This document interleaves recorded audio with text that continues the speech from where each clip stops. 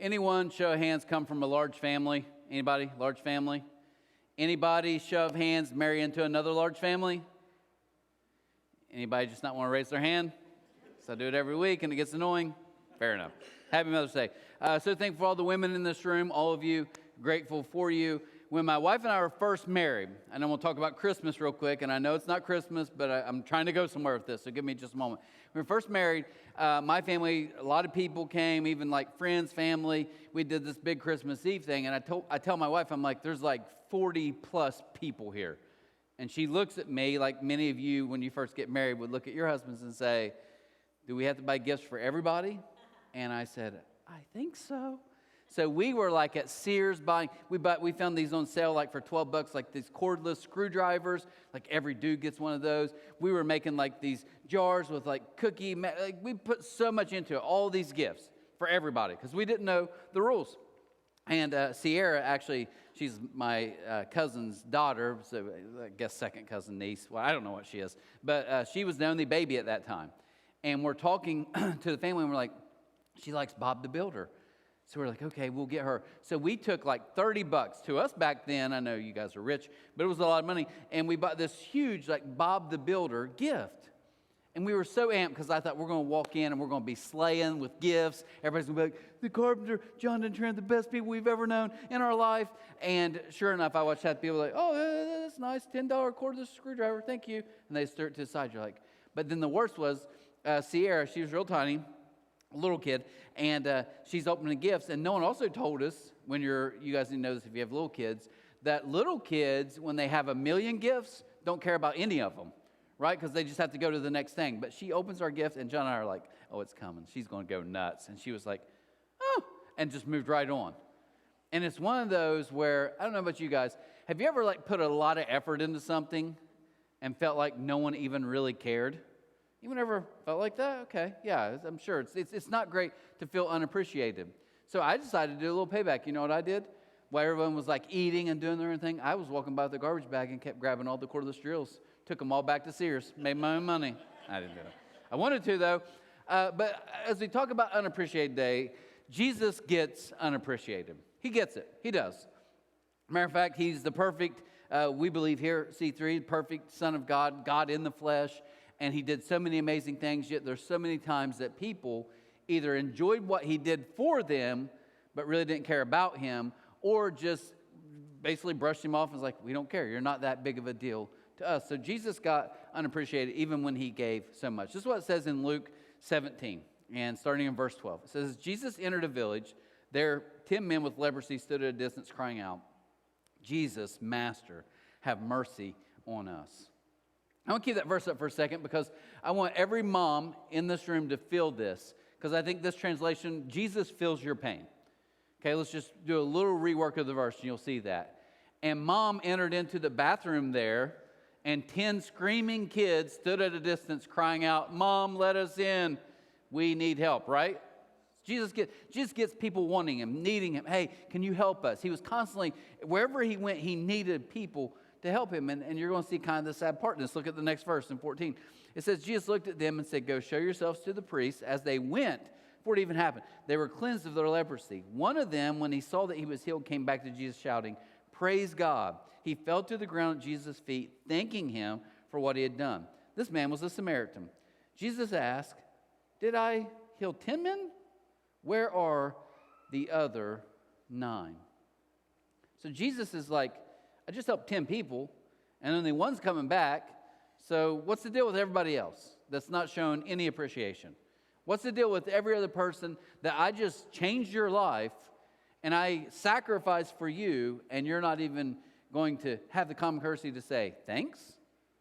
See, I think about all the amazing women in my life. I have so many.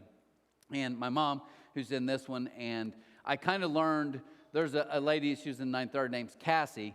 And I enjoy watching Cassie because she's a young mom. She's got 3 little boys. I think it kind of hits me a little bit because it's like, I'm sure that's us as 3 boys. But I watch how stressful it is with 3 boys just running around tearing up everything. But then I have to think back, Cassie's boys are actually good kids. They're not little ex-convicts like me and my brothers were. So then as I watch Cassie get stressed, I think, man, I bet my mom, I bet it was even like so much worse than this. And my mother-in-law, great, just great people. Have a daughter, thankful for her. And then my wife is talk about here in just a second. But here's what I want you to feel today. All of us in this room have that feeling where you do something or you sacrifice, or maybe it's even kind of behind the scenes. And in your mind, you're like, I'm not asking for everything. I'm just asking if maybe someone could just show a little appreciation every now and then. So what do we do? What do we do when we feel unappreciated? I want to give you just 3 quick things, and then we'll kind of run through this with the teaching that Jesus had in Matthew 6. What are 3 things to remember? Here they are. How they make you feel is not who you are. Okay? So one of these is just to be reminded, as I do something, if someone responds great, they don't respond, it doesn't matter. People don't get to put my value on me.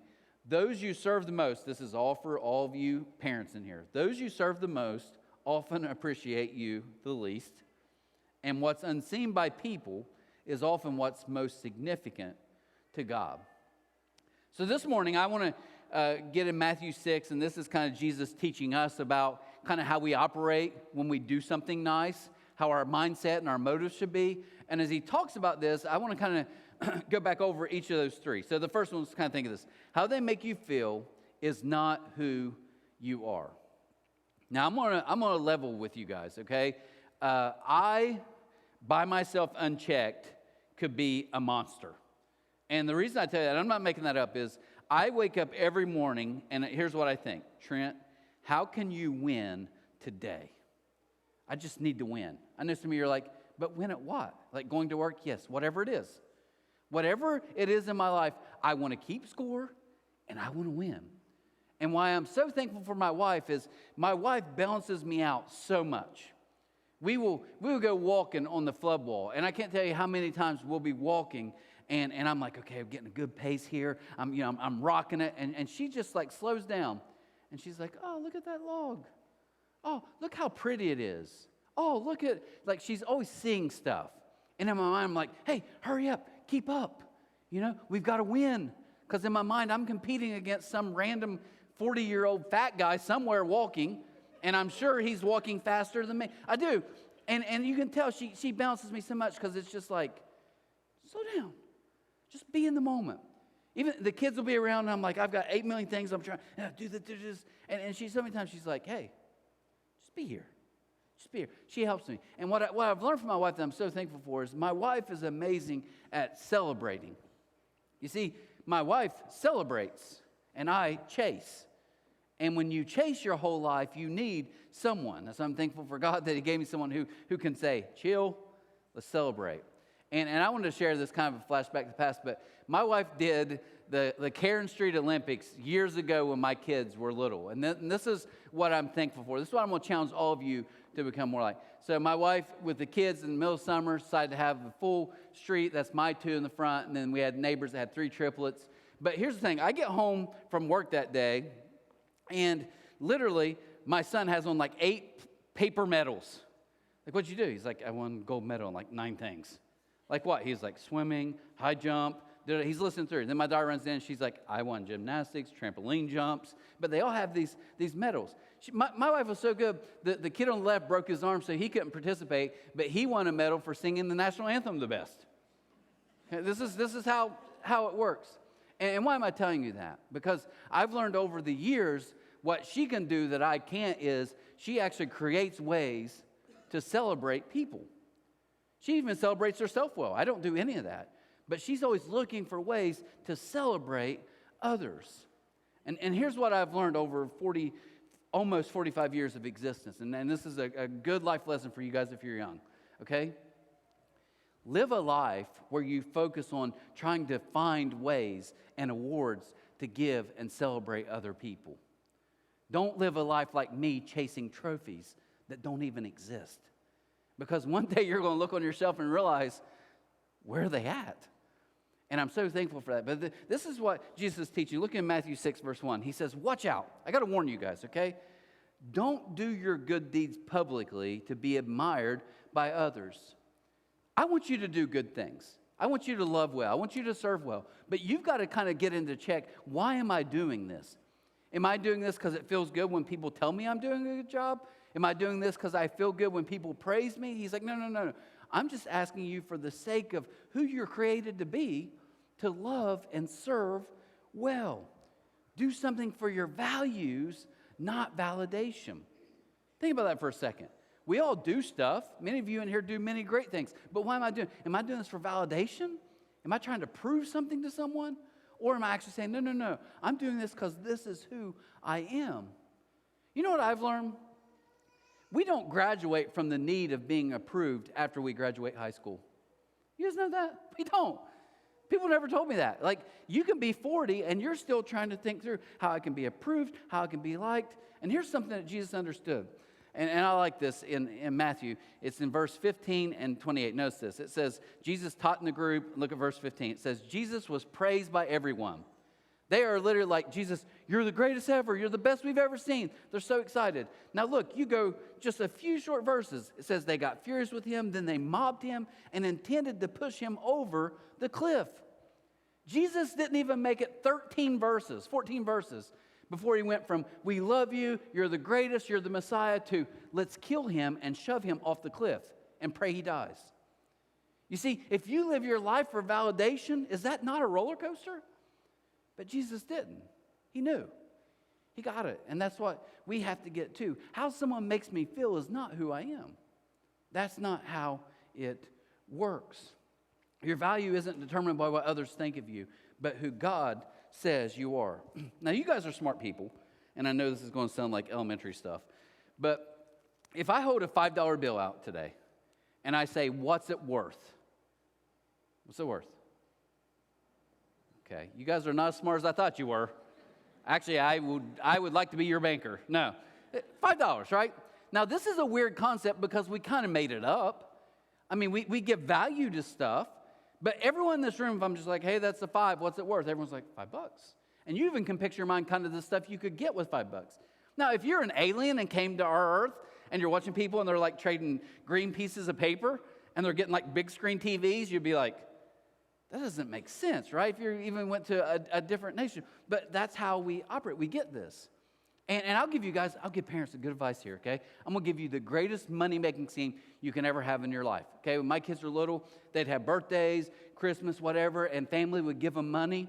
And when they were real little, I would come in, and they'd have a $5 bill, and I'd walk in and say, Tatum, do you want your one $5 bill, or would you like to have Dad's two $1 bills? And he's like, give me two. I'm like, yeah, good trade, right? This works for 5s, for 20s. We weren't rich, but if you have rich people, hundreds, you can do it. You want 100, one little tiny 100, or would you like 2 ones? Give me the 2 ones. Like, yes, you can take their money all day, right? It's a great, great plan. Now, we all hear that, and we're like, that's sad. You mean to tell me, Trent, you would take advantage of your kids because they don't understand what something's worth? It makes you mad. You think there's a chance God looks down and says, I get upset because you really don't know what you're worth. And you're constantly trading and seeking value. I've said it. Chill. Relax. You don't have to keep striving to be approved and for someone to validate you. I've already done that. That's the good news of the gospel. I get to live in that. God says, Trent, you're good. Well, they don't think I'm good. Doesn't matter what they think. Matters what I think because I created you. A 5 is worth 5. Don't let anyone tell you otherwise. But if you don't get value, then what can happen is you can trade for something that is not worth it at all. How they make you feel is not who you are. But this is my favorite part. Second one. This is one I've been kind of ready for the whole time. Those you serve the most often appreciate you the least. Those you serve the most often appreciate you the least. Look at verse 2.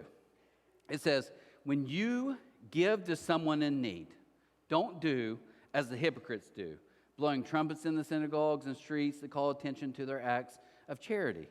So it said, hey, when you do something and you realize someone can't pay you back, don't go out and find other ways to make sure you get paid back somehow. Right? It's like, hey, I gave to the needy, but that's not really fun because no one even saw it. I can't post it on Facebook because they didn't have Facebook back then. Now we have Facebook and Instagram, so I can post it all. But he's like, no, don't do that. Do it because that's how you were created. That's your identity.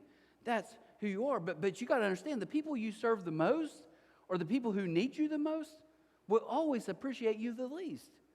They will. You just have to accept that. So as I was thinking about this concept, and I was thinking about a lot of women were in a meeting 2 weeks ago, and I had several women at the table. It was like 10 of us, and half of them were females. And I said, hey, you're all moms. I want you to give me I want to get in your head a little bit here.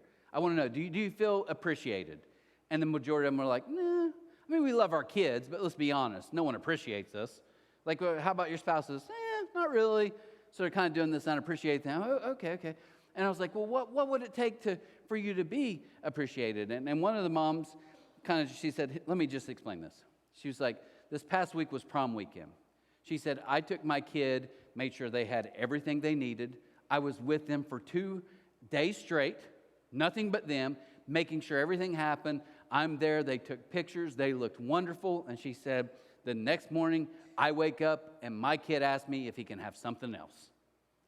She's like, they don't appreciate it.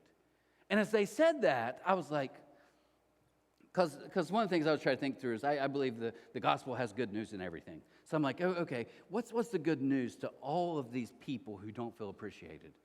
And I thought I would have some amazing quote in that moment, like, have you ever thought about, then the Lord said, but I didn't. I'm like, I don't know. So I kept thinking about it. So this is like 2 weeks ago. So about 4 days in, I'm driving, and I'm like, what is the good news for so many people here? Because this is true for all of us. Those who sacrifice, you don't get appreciated. Those who give the most, parents, you are the least appreciated. What's the good news in that? Man, I can't think of anything. So about 4 days ago, it hit me. I was driving, and I was like, there it is. Now, none of you are going to be nearly as excited about this, but I am, because this principle not only cares for your family, it's for work, it's for any relationship that you have. Do you want to know, and if you're at a job, you know this, do you want to know how you can tell when you're really good at what you do? Does anyone know? People quit complimenting you. Think about that for a second. You see, when you're really good and consistent at something, people don't go, oh my gosh. Like, take someone like me. I'm a little bit chubby, right? But my wife and I were working out. I'm eating right. So I would say, I don't know, maybe 2 weeks, I'm probably going to have a six-pack, somewhere in that range, okay? But if I walk in here at a sleek 185, just chiseled, you know what happens? Man, bro, you look good. Getting the gains, bro. Looking good, right? But I know a lot of people who've been skinny for 10 years. And you know what we do? Hey, how are you, skinny guy? We don't care. We don't even acknowledge it. So I guess the secret really is get fat, lose weight, and then you keep getting praise. But here's why. Because it's consistent. You see, it was my kid's senior night. My son was for football. My daughter was for volleyball. And as I walked them across the field, just this last year, walk them across the field, I remember my daughter, I had football practice. I ran back over to the gym. I was like, whew, they're getting lined up. I'm like, oh, I made it, Tegan. And she's like, okay. Now, let me tell you a difference, though. My kids, did they appreciate that I walked with them on senior night? No, they didn't care. They could care less. But you know what the good news is in that? You know why they didn't care? Because I've always been there. You know why they don't appreciate my wife as an amazing mom? Because she's that consistent. Because I can tell you this, coaching 25 years of football, I can't tell you the times that I've walked by with a kid that wasn't my son. He just had nobody. I remember one kid, we're sitting there, and there's a group of us, and we're like, are they coming? And he was like, man, my mom said she's coming. And we're like, it's like 3 minutes till go time. Like, we got to walk. He's like, she said she'd be here. And then I remember another coach like, man, I'll just walk. He's like, okay. And here he goes, walking with that. But I can tell you about another kid that was same story, waiting. She was waiting, and finally her mom shows up, and she was ecstatic. Granted, her mom was hammered. I don't think her mom knew where she was, but she was gleaming. My mom finally came. Why was she appreciated? Because she wasn't consistent. You see, some of you in here need to hear the good news. The reason you're so unappreciated is because you are so good at what you do. Is that not good news today? No one cares. Don't golf clap me, just shut up, okay? We're moving on. But that's the encouragement to you today. As you start getting worked up like, man, at work, no one appreciates me. You know why? Because you're that good. You're consistent every single day. That's the good news. Those who appreciate me the least, it's okay. It means I'm on the right track. I'm doing the right thing. Good in God's sight usually equals taken for granted in people's sight. What God views as good to people usually will equal being taken for granted. Then the last one. Okay, so we know, hey, how they make me feel is not who I am. Those I serve the most are probably going to often appreciate me the least. But here's the last one. What's unseen by people is often what's most significant to God. Look at verse 4. He says, give your gifts in private, and your Father who sees everything, that's underlined in my Bible, your Father who sees everything will reward you. What's unseen is usually most significant. What's unseen is almost always usually most significant. I want to show you, we're going to make it Jonda show today. Jesus and Jonda, all we're getting. So, this is a text my wife sent to the group. That's our family group, greatest family ever. Why? Because we're winning. Just winning. But you don't have to read all, but it was neat. It was just a little bit ago, maybe last week. But she was just basically, I think they're getting, starting to get dating, possibly married. And the phrase, she heard this, but I thought it was good. It's like, you can have $80,000 in the bank and drive an old beater, and people would be like, poor guy. She said, but you can also drive an $80,000 vehicle and literally have no money, and everybody's like, oh, they're doing great. But what I love is she's trying to teach them what everybody sees isn't reality. You see, some of you can get on social media and be like, oh, they're on another cruise. Look how nice that boat is. Oh, they're eating lobster tonight. But you don't know. They may hate each other. They may take more trips than you, but you see, I've learned that in my life. What looks on the outside isn't always what it seems. As a matter of fact, I'm going to go a step further. Most of the time when I look on Facebook and there's two couples and they're like, I love you, no, I love you more, and they're commenting back and forth, I look at my wife and say, they're cheating, right? Because why would two married people in bed not just talk to each other? See, guess what? This is crazy, guys. Guess what? I get in bed and I lean over and I go, hey, good night, I love you. I love you too. Because we're together. But if I'm sitting on the couch, no one's like my wife. Now, she's not letting me sleep in the bedroom for 3 days, but no one's like and then she's like, well, we got to keep appearances. I love you too, right? No, what's seen isn't reality sometimes. And we've got to realize that that's what she teaches. But what I love the most is she's like, not everyone with super nice stuff is rich. They're not. And that's the beauty of this. You see, our society values what's visible. But what's invisible is almost always the most valuable. You see, I could get on today. We should do a social experiment. I should get on today and post on Facebook, hey, been at this job. No one knows what I'm doing anyways. I've been at this job for 20 years, and they finally gave me a promotion, double pay.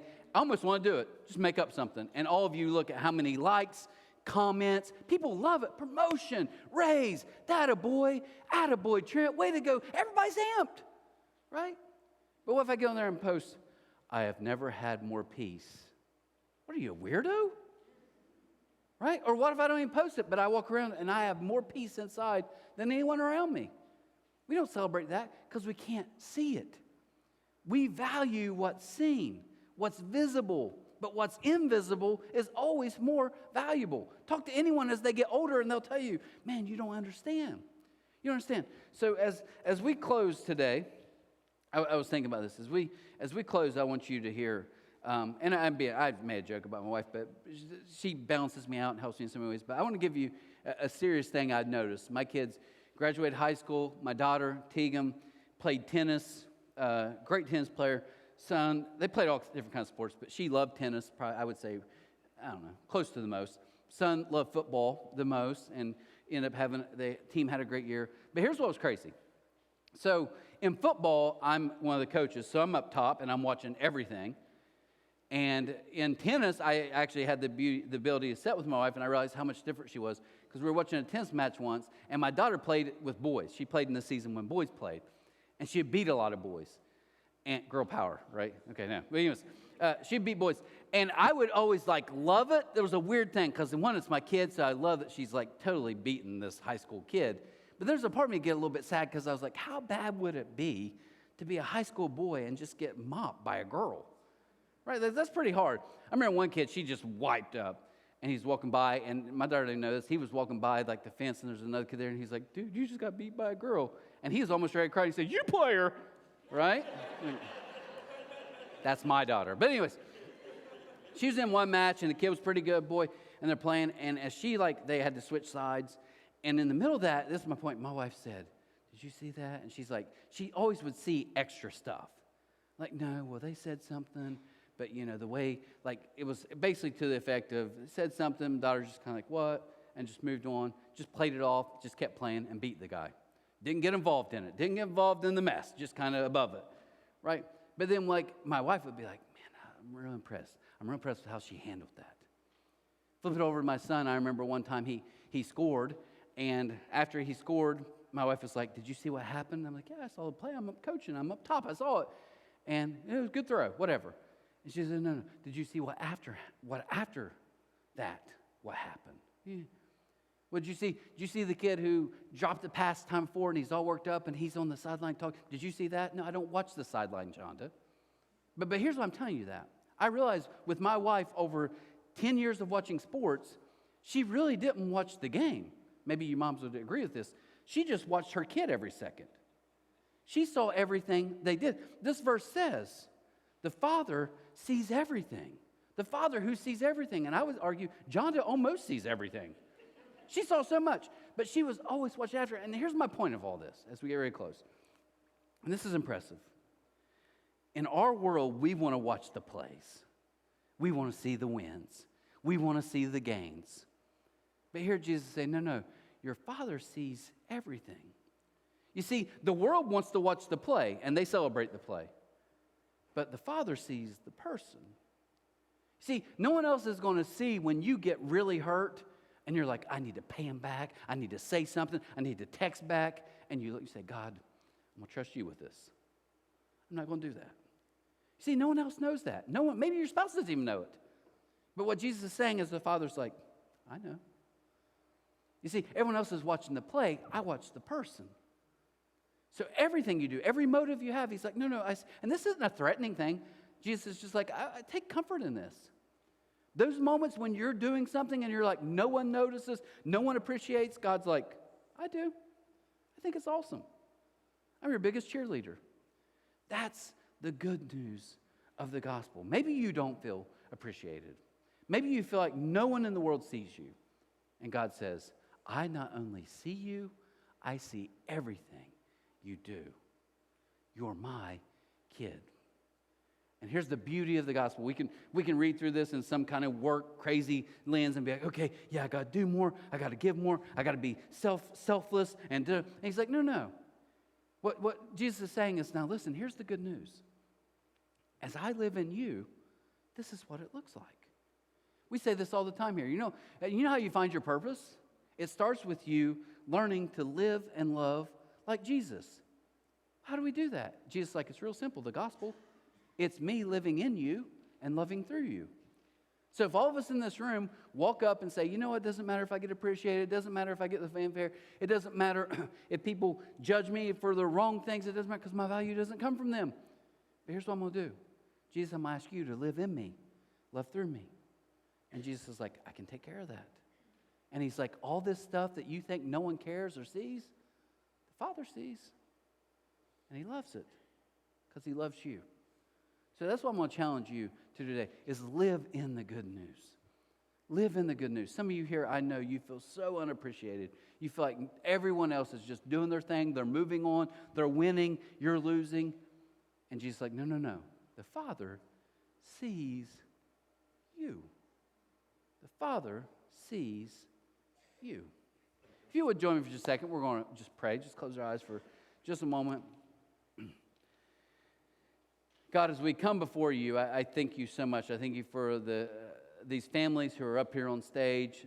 And I pray, as Alicia prayed, for them, just that we would be a group of people that would just rally around them, be their support, be when they are in tough times or confused or whatever might happen in their lives, that we would truly be a spiritual family that could help. And I pray today, as we get ready to leave here, I thank you for all the women in this room, moms and non-moms. I thank you for just the amazing people you brought. And I pray today, especially for those who maybe feel like they're overlooked. unseen, invisible, unappreciated. Two good things. One, you can relate because you experienced all of that. But two, you remind us that even when we think nobody cares, nobody's looking, the Father who sees everything. He doesn't just see the play. He sees the sideline. He doesn't just see the point.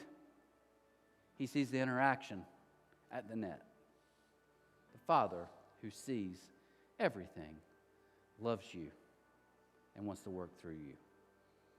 So I pray today that we would leave here with more joy, more thankful, a little lighter, and that we could celebrate this week knowing that when people don't appreciate us or when they seem to take us for granted, the good news is that just means we're so consistent and we do it so well that that's what's expected.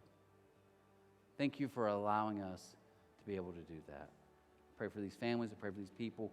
Pray for people who are heartbroken this morning as they think about it's a sad day for them, whether it involves children, whether it involves moms who have since gone on. But today, let us be reminded that your love supersedes it all. Thank you for loving us as your kids. We ask these things in your name, and amen. Guys, have a happy Mother's Day. I hope you enjoy whatever you're doing. We'll see you next week for week 3. Jesus gets us.